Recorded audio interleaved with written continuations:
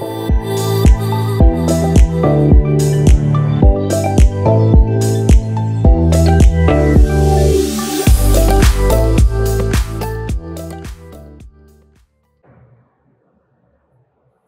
everyone. Tanya Archinosi here, president of AREA. I'd like to welcome you to the 2023 YPN Leadership Award ceremony.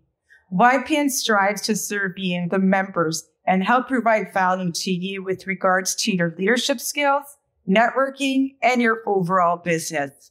Last year, AREA's YPN Leadership Awards reached new heights with a record number of applicants and over 1,000 impressions of the awards shown. This year, we are looking forward to getting to know the three 2023 YPN Leadership Award winners better, how they got started in real estate, what motivated them to volunteer in their local associations, their charitable endeavors, and more. We're also looking forward to see what else they accomplish in the future. The three winners are incredibly deserving, so big congratulations to them. Without further ado, I'd like to introduce YPN Committee Chair Marissa Arnold to present the awards and get the conversation started. Thank you, Tanya. I'm thrilled to announce this year's winners of the YPN Leadership Awards and to have a conversation with them about their achievements. I'd also like to thank all those who applied or nominated others for the awards. The recipients were chosen equally based on their dedication to their communities, commitment to leadership, and professional development. We'll hear more about all of that today, so let's get to it. Our first recipient is Nicki Lumsden. Nicki is from Niagara, is the Niagara Association of Realtors Professional Network co-chair, sits on the NAR MLS Task Force, Technology Committee, and NAR Board of Directors. She is involved in a number of organizations in her community and worked on a variety of charitable projects. Congratulations, Nicki. Thank you so much, Marissa. I'm honored to be a recipient of the YPN Award. Congratulations again, Nicki. Our next recipient is Curtis Sibley. Curtis is from Bancroft, chairs the Peterborough and the Kawarthas Association of Realtors Diversity, Equity, and Inclusion Committee, sits on their building task force, and has chaired their communications committee and sat on their board. Curtis also created the Bancroft Drag Party, how fun, to raise scholarship funds for the LGBTQ+ youth, and is passionate about affecting change in the community and the real estate profession. Congratulations to Curtis Sibley. Thanks so much, Marissa. This award has actually been an incredible honor. Just receiving it and being nominated even was an honor, regardless whether I won or not. So this is awesome. Thanks. That's amazing. Congratulations again, Curtis. Finally, our third recipient is Rob Benneian. Rob is the co-chair of the Windsor-Essex County Association of Realtors Professional Standards Committee. He also sat on the Arbitration and Discipline Committees, MLS Rules and Regulations, and Standard Forms Task Force. That's a doozy. Rob is very active in his community as a hockey coach, along with many other initiatives. Congratulations to Rob Benneian. Thank you so much, Marissa, and congratulations to both Nicki and Curtis. Obviously, a tremendous honor, and very, very humbled to receive this award. Thank you to all three of you, and congratulations again. We are so proud to have all three winners here with us today to share their experiences and insights with us. I have so many questions for you guys, and I can't wait to dive in. Let's start off with Curtis. I know you're really involved with your local board and have volunteered a lot this year. Can you tell me how long you've been a realtor and how you got involved in this crazy profession? Absolutely. So I was a realtor, or I became a realtor about 8 years ago. Actually, I think it's 8 years this month. And it all happened because my mom convinced me to buy an investment property. I was going to buy a luxury brand car instead, as a young person, thinking that was the cool thing to do. And she says, "You are an effing idiot. If you can afford a car payment like that, then you can afford a mortgage." And so once I got the house and became a landlord, I just loved the process so much that I thought, you know what, why not do this again and help other people achieve these same dreams? And that's kind of how it all got started. And now I've never looked back. Do you know what? We all have our own unique why. And I love that your why is your mom giving you some tough love. I think that is hilarious and awesome all at the same time. So, Nicki, you've held a number of volunteer roles, and now you're the co-chair of NAR's Professional Network, and you also do a lot for organizations within your community. How did you initially get involved in organized real estate with your local board? So in my fourth year as a realtor, I was approached by another broker of record who suggested to the chair of the MLS and Technology Committee that I would be a good fit for it. And before I was asked, I was always interested in participating at the board level, but didn't necessarily know how to join or really have the courage to put my own name forward. So I was pretty honored when that broker of record nominated me. And I think that's a value that I carry with me today. I want to get more members involved at our board level. So I try to remember that not everyone has the courage to put their name forward, and want to bring that spirit to the association. That's amazing. I think community should be at the core of everything that we do. So kudos to you for trying to get other members involved, even though it can be scary sometimes. That's great. Mr. Rob, you're involved in your local board, and in your application for the award, your passion for being active in your community was so apparent. You mentioned that you started off in journalism. How did you make the switch to becoming a realtor? So when I graduated from the local journalism program, which was awesome, by the way, here at St. Clair College in Windsor, I learned a lot and had a great time at that program. But the journalism industry is changing, and jobs aren't maybe what they used to be. So after that program, I got into a sales and marketing job, which I did for 3 years. And in doing that, I kind of caught the sales bug. Which I think was probably lying dormant in me because my family's been in real estate in Windsor, Essex since the 1930s. My dad's been a realtor for 42 years. My mom has her license, and both of my dad's parents were realtors as well. So that's kind of how I got into it, was through my first career in sales. I've now been in it for 7 years. I've been a broker for 4. And like you said, involved at the board level as well with various committees and things like that. So I think it's always probably been somewhere deep inside me. And then it just, when I was in my mid-20s, I decided to give it a shot and, dove into it head first. You set the sales bug free and you never looked back, right? Right. That's awesome. Okay, so Rob, why is volunteering so important to you? I was really fortunate growing up, in the city I did, and with the family I did, and, around the people I did, my friends, my, various things that I was involved in, whether it was sports or otherwise, that were so generous with their time. My hockey coaches, my baseball, soccer coaches, the youth instructors at the golf course I grew up at playing. So when I grew up, I wanted to find a way to give back to my community in the same way that I had people give back to me. So that's why it's so important to me. Amazing. Thanks, Rob. Curtis, can you tell me how the heck you manage so much money in scholarships for the LGBTQ community?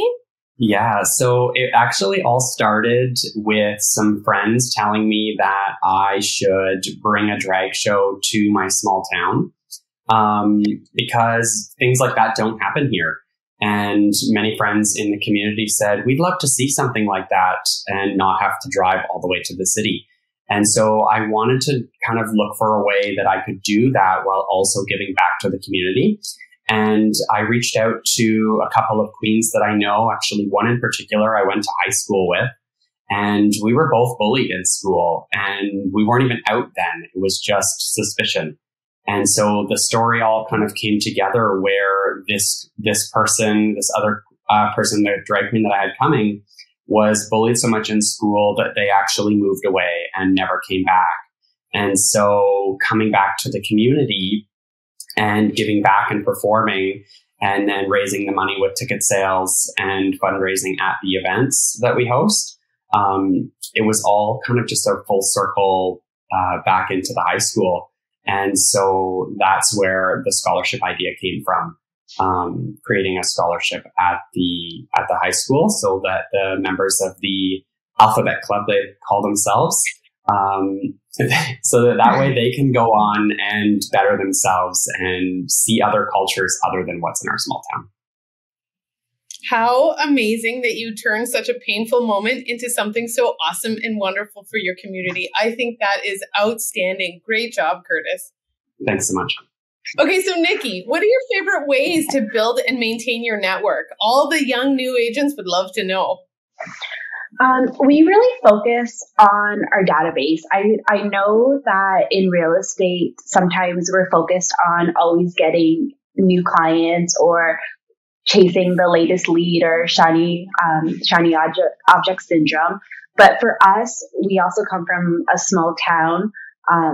And my mom has also been in business for 40 years as well. So we do have a really tight net community within our database. So we just try to have fun with everybody. We do client parties. We do pop-bys and fun pop-bys every month. So we just try to really have a sense of humor in everything we do. We have a lot of joy from real estate, and we try to bring that joy to other people. So this perfectly segues into our next question. I'm going to throw it out to all of you. Rob, maybe you can go first. What piece of advice would you give to a new realtor just starting out? Yeah, so luckily, I guess, for me being the first one to answer this question and not getting the benefit of hearing Nicki and Curtis's answers, I'm in that position constantly as a mentor here at Deerbrook to our brand new agents. So when agents get hired here that are newly licensed, after they go through their initial training with our training director here, they get partnered up with me as a mentor, and I can kind of show them the ropes and teach them how real estate gets done, because you only learn so much in school, and kind of guide them through their initial meetings with clients, whether it's a listing, a buyer, anything like that.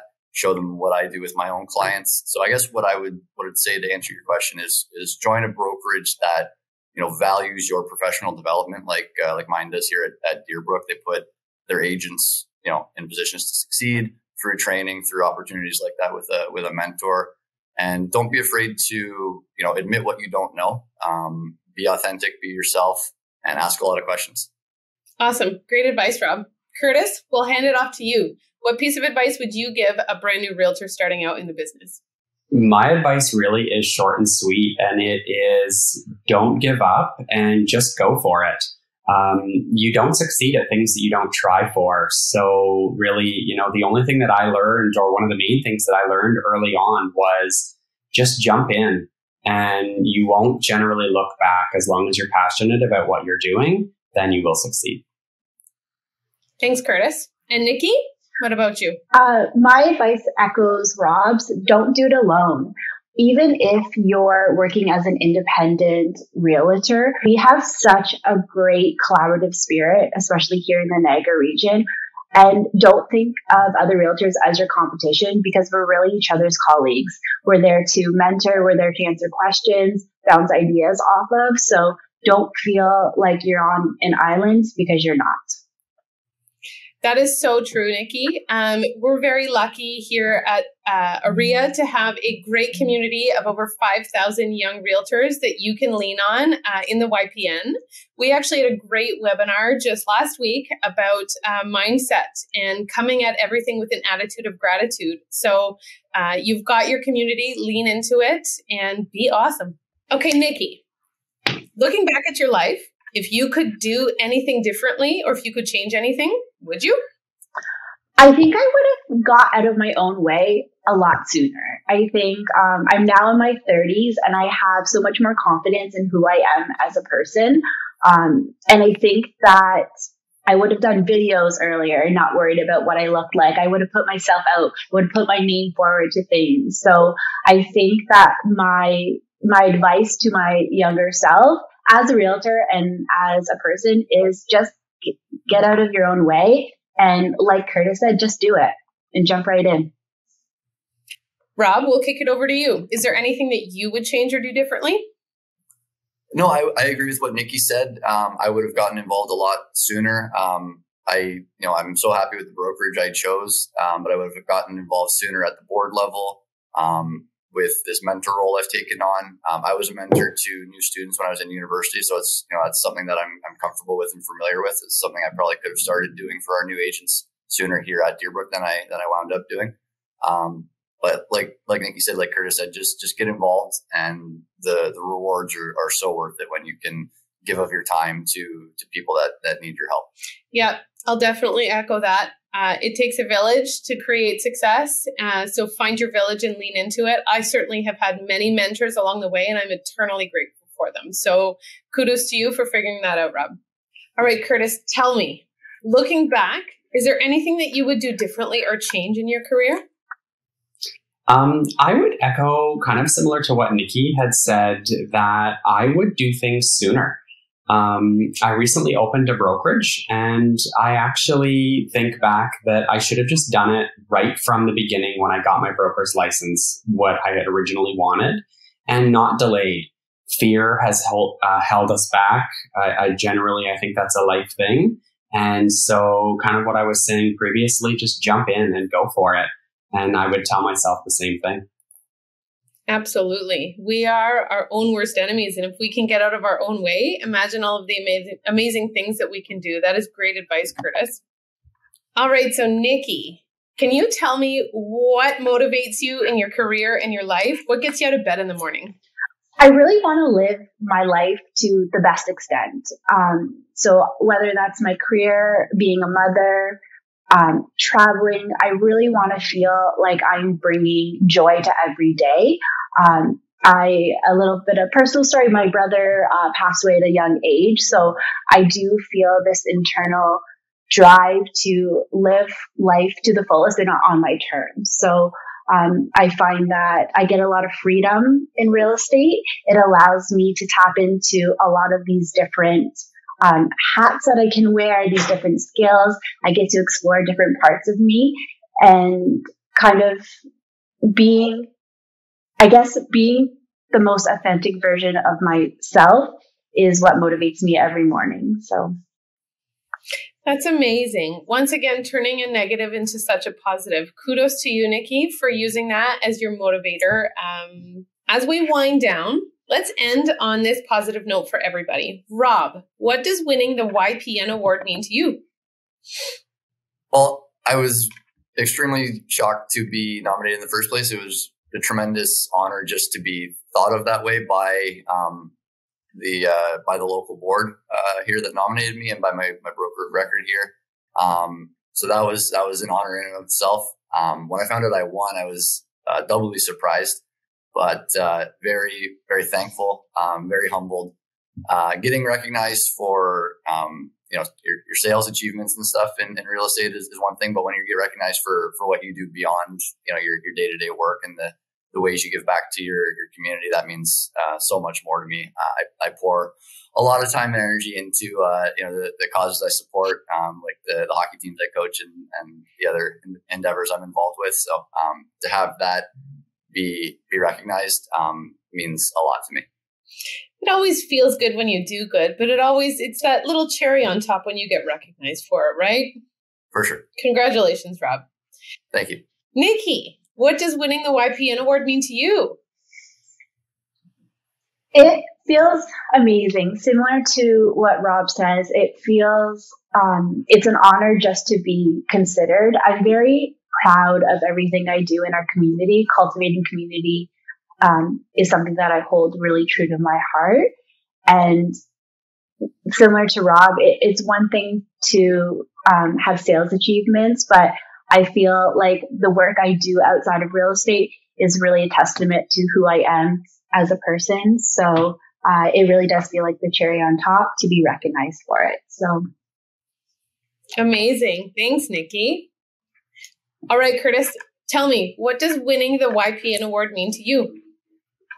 Winning the award to me was just such an honor.